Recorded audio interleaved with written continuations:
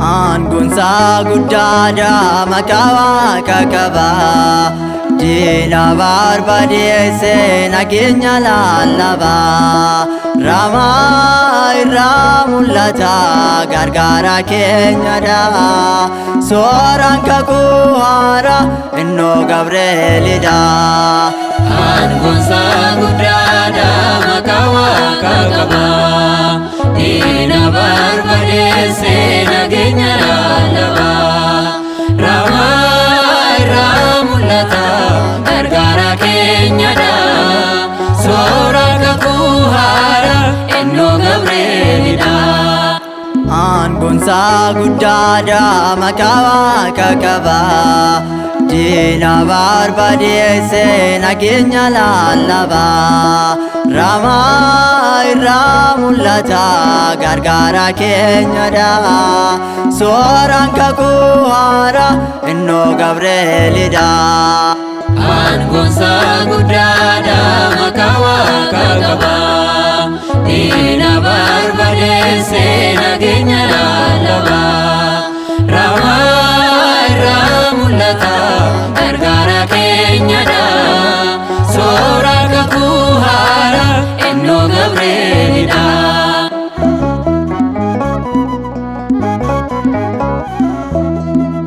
Jecha abbaa fidee samiirraa gad bu'ee gaddaa biyya lafaa nu irraanfachiise.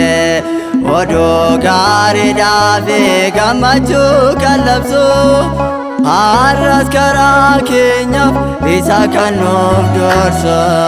Aangunsa guddaadha maqaa Waaqa qaba. Diina barbadeesse nageenya lallaba. Ramaa irraa mul'ata gargaara keenyadha. Sooraan kakuu haaraa innoo Gabreelidha.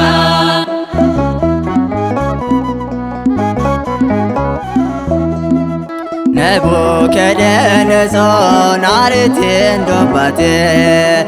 Ijoollee sadeeni abidda darbate.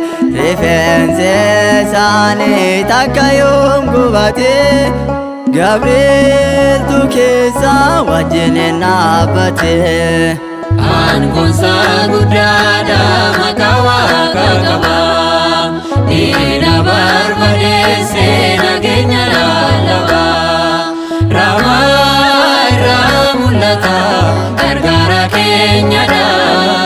Sooraan kakuu haaraa innoo Gabreelidha.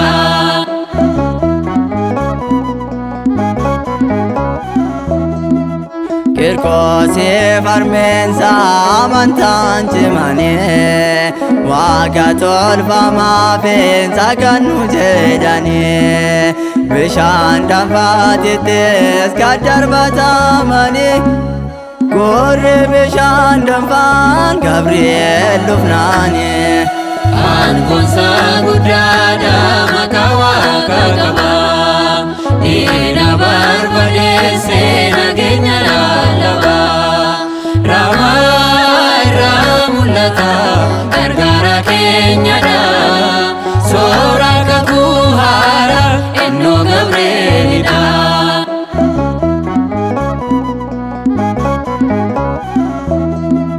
Deebboo ilmaan namaa furmaata kan laatu.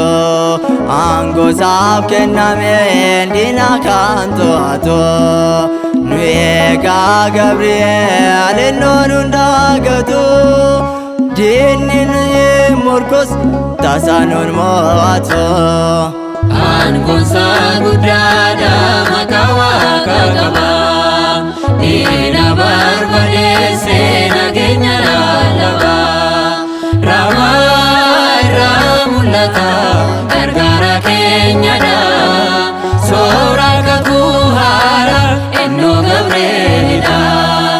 Aangunsa guddaadha maqaa Waaqa qaba. Diina barbadeesse nageenya lallaba. Ramaa irraa mul'ata gargaara keenyadha. Sooraan kakuu haaraa innoo Gabreelidha.